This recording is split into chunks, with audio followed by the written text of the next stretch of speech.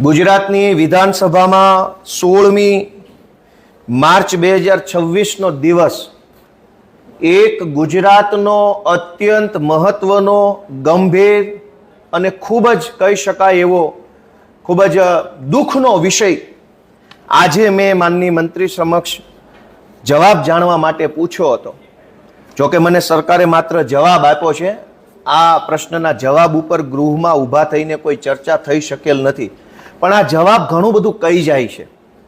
આ જવાબનું રાજકીય રીતે જો વિશ્લેષણ કરીએ આ મીડિયાના પ્લેટફોર્મ પર, મેં ગુજરાતની સરકારને એવો પ્રશ્ન પૂછ્યો હતો કે સુપ્રીમ કોર્ટમાં ફિક્સ પગારનો કેસ ચાલે છે.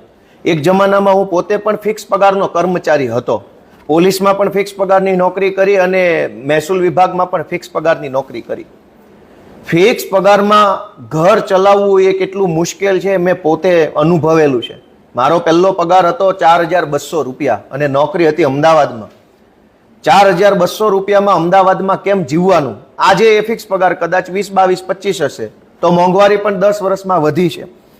સુપ્રીમ કોર્ટમાં ફિક્સ પગારનો કેસ ચાલે છે. આ બહુ જ ગંભીર બાબત છે અને સરકારના જવાબથી એટલું મોટું સરકારનું આખું માનસિકતા છતી થઈ જાય છે. ગુજરાતભરના ફિક્સ પગારના કર્મચારીઓ જાણે, એટલા માટે હું આ પબ્લિક પ્લેટફોર્મ પર બોલું છું કે ગુજરાતની હાઈકોર્ટે એવો હુકમ કર્યો કે કોઈ પણ વ્યક્તિને ફિક્સ પગારના નામે શોષણ કરી શકાય નહીં. ભારતના બંધારણ પ્રમાણે એને પૂરો પગાર આપવો પડે, સમાન કામ સમાન વેતનનો સિદ્ધાંત લાગુ પડે છે. એવો 2012ની અંદર ગુજરાતની હાઈકોર્ટે ચુકાદો આપ્યો.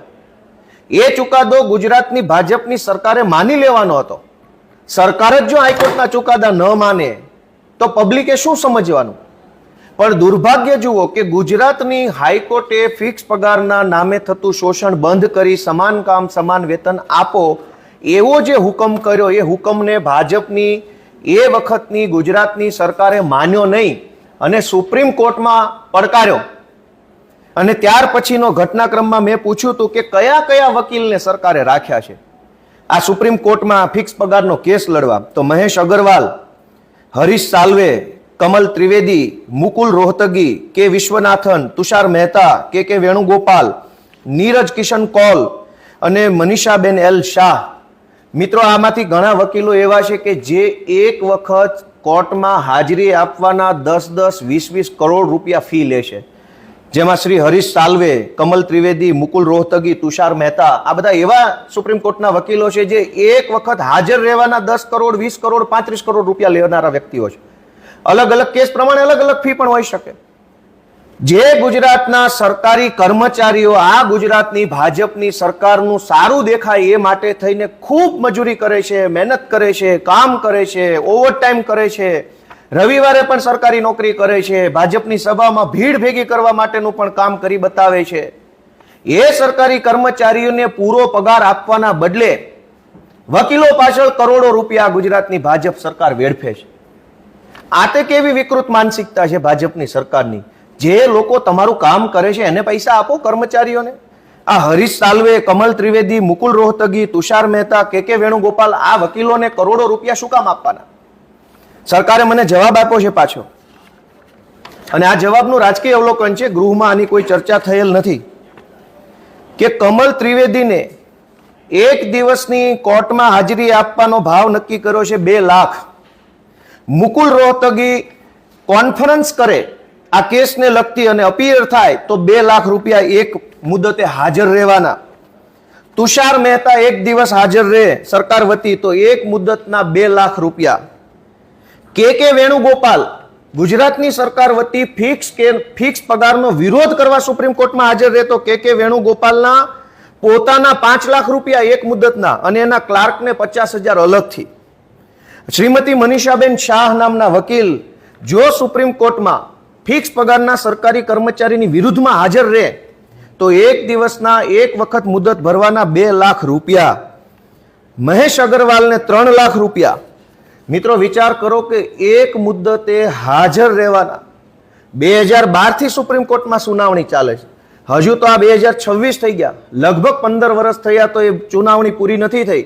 પણ 2012 થી લઈ 2026 સુધી એક મુદ્દતના 2 લાખ, મુકુલ રોહતગીના 2 લાખ, કમલ ત્રિવેદીના 2 લાખ, તુષાર એક મુદ્દતના 5-5 લાખ રૂપિયા.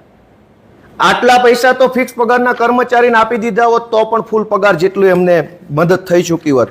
મિત્રો, એટલું દુઃખ સાથે કહેવું પડે છે કે સુપ્રીમ કોર્ટના 2, 5, 10 પોતાના વકીલોને આપવા માટે કરોડો રૂપિયા ભાજપની સરકાર ખર્ચે છે, પણ સરકાર માટે જે કર્મચારી દિવસ રાત કામ કરે છે, દિવસ રાત મજૂરી કરે છે, ઘર પરિવારથી દૂર રહીને, માતા પિતાથી દૂર રહીને, અલગ અલગ અંતરિયાળ જિલ્લા તાલુકા ગામડામાં જે કર્મચારી નોકરી કરે છે, એને આપવા માટે પૈસા નથી ભાજપ પાસે. વકીલને એક મુદ્દતે, અને હજુ સાંભળજો, મહેશ અગ્રવાલને પેપર વાંચવા માટે 10,000 રૂપિયા 1 કલાકના સરકાર ચૂકવે, ખાલી કોર્ટના કાગળ વાંચવા માટે. આમાં લખ્યું છે સરકારે, કોર્ટ સમક્ષ પેપર વાંચવા માટે, ક્લાયન્ટ સાથે કોન્ફરન્સ કરવા માટે 1 કલાક દીઠ 10,000 રૂપિયા વકીલ મહેશ અગ્રવાલને સરકાર ચૂકવે છે. કલાક દીઠ પૈસા ચૂકવે છે. તો કર્મચારીનો શું ગુનો છે ફિક્સ પગારના કર્મચારીઓનો? એ તો 8, 10, 12 કલાક કામ કરે છે, એને કેમ નથી આપતા પૂરો પગાર? મારે પોતાને લેવાના નીકળે છે ભાજપ સરકાર પાસેથી. મેં કુલ સળંગ 7 વર્ષ જેટલી ફિક્સ પગાર નોકરી કરી, 4 વર્ષ આમાં, બાકીના વર્ષ આમાં. મારે લેવાના નીકળે છે પૈસા. ત્યારબાદ અરજીનો મુસદ્દો તૈયાર કરવા માટે 30,000 રૂપિયા, ડ્રાફ્ટિંગનો મુસદ્દો તૈયાર કરવાના 30,000 રૂપિયા, ડ્રાફ્ટિંગ કરવા માટેના 50,000 રૂપિયા, અને બીજું કે વહેલી સુનાવણી વગેરે બાબતોનો રજિસ્ટ્રાર સમક્ષ ઉલ્લેખ કરવા માટે, એટલે કે મેન્શન કરાવવા માટે 10,000 રૂપિયા અલગથી. કારકુનોના ટાઈપિંગ, ઝેરોક્સના પૈસા, કરોડો રૂપિયાનો ખર્ચો કર્મચારીની વિરુદ્ધમાં ભાજપની સરકાર કરી રહી છે. તો આટલા પૈસા કર્મચારીને કેમ નથી આપતા? 15 વર્ષથી આ ફિક્સ પગારનો કેસ સુપ્રીમ કોર્ટમાં પડતર છે, અને વકીલો પાછળ ખર્ચા જે કરવામાં આવે છે એ બંધ કરી રાજ્યની સેવા કરતા, જનતાની સેવા કરતા, કચેરીઓમાં બેસીને લોકોનું કામ કરતા કર્મચારીને પૂરો પગાર ચૂકવવામાં આવે એવી મારી સ્પષ્ટ ભાજપ સામે માંગણી છે. ગોપાલભાઈ, તમને આ જવાબ આપ્યો સરકારે, એના ઉપરથી તમે જે વકીલોની ફી કેસ સાઈડ કરી કે 12 કરોડ 15 કરોડ, સરકારે તમને જે જવાબ આપ્યો એના ઉપરથી તમને એવું ન લાગ્યું કે આ લોકોને ફિક્સ કરી દીધા? મુદ્દો એટલો જ છે કે રાજ્યના દીકરા દીકરીઓ સરકારી નોકરીમાં આવી અને સરકારનું અને જનતાનું કામ કરે. એ કોઈ બીજા દેશના નથી, ભારતના અને ગુજરાતના દીકરા દીકરીઓ નોકરી કરે છે. એને સમાન કામ સમાન વેતન મળે એ જોવાની જવાબદારી ગુજરાતની ભાજપની સરકારની છે. પણ સરકારે શું કર્યું? સમાન કામ સમાન વેતન ન મળે એટલા માટે વકીલોને 1 દિવસની હાજરીના 2 લાખનું વેતન ચાલુ કર્યું. સરકારી કર્મચારીને 1 દિવસના 500 રૂપિયાનો પગાર મળતો નથી. સરકારી કર્મચારીઓને 1 દિવસના 500 રૂપિયા પગાર નથી, પણ સરકારી કર્મચારીને પૂરો પગાર ન મળે એ માટે વકીલને 1 દિવસના 2 લાખ, અને એક વકીલને નહીં, વકીલ કમલ ત્રિવેદી, મુકુલ રોહતગી, તુષાર મહેતા, કે વેણુગોપાલ અને મનીષા શાહ, આટલા વકીલોને એક મુદ્દતે હાજર રહેવાના 2-2 લાખ રૂપિયા ચૂકવે છે. વકીલ હરીશ સાલ્વે ઇન્ટરનેશનલ કોર્ટની અંદર પણ એ વકીલાત કરે છે. એનું ગૂગલમાં સર્ચ કરજો, વકીલ હરીશ સાલ્વેની ફી ખાલી કરોડોમાં હશે, લાખોમાં નહીં.